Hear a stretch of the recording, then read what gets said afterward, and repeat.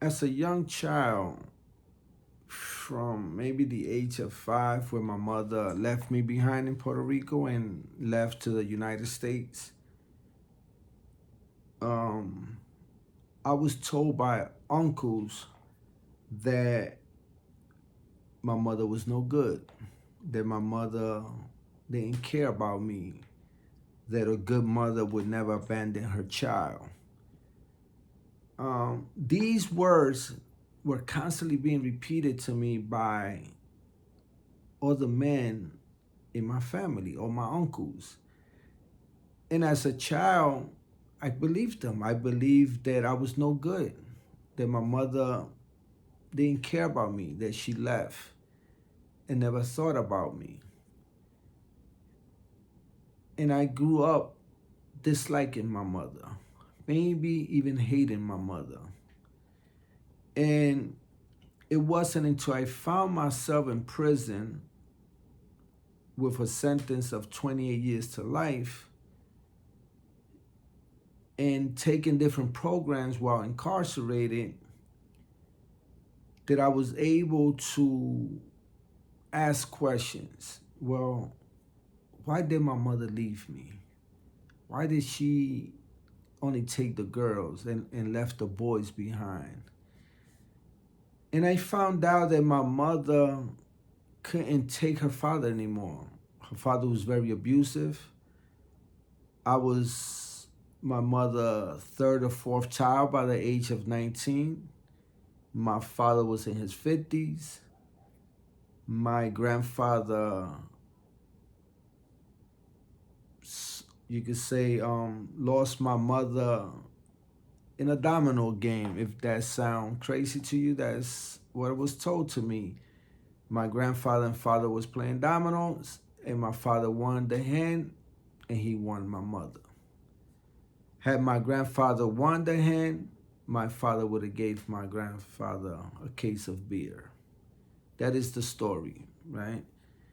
And so it wasn't until I learned of these things, it wasn't until I learned what patriarchy ideologies and values were that I was able to understand that my mother had to sacrifice me in order for her to get her freedom, get away from her father.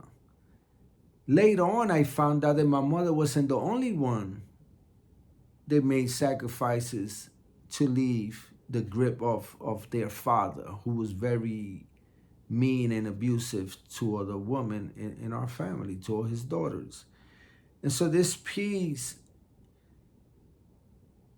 is a rendering of that. It's a rendering of my childhood, of the confusion that led me to seek love in the streets, that led me to take a life thinking I was proving my loyalty and becoming a friend and protecting a relationship with a friend, when in reality, all of that is false. All in reality, since a child, from the time that I committed the crime, I was 20 years old, I was just looking for that motherly love. But I was already poisoned to believe that I was no good, that my mother didn't care about me.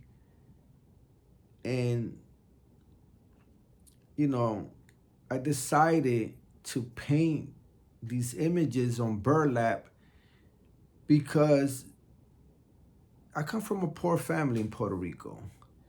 And burlap is what, my family used to put corns and potatoes, um, and move them around and things like that. And I just felt that that texture of burlap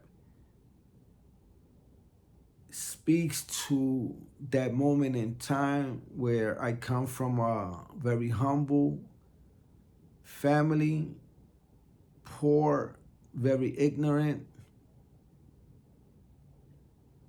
and it was an experience that for a very long time impacted me to the point where I became a cold human being and decided to take a life, which led me to prison for almost 3 decades. But I forgave my mother. I forgave my mother because education combined with the arts gave me the tools I needed to understand how difficult she had it as a mother in a patriarchal world.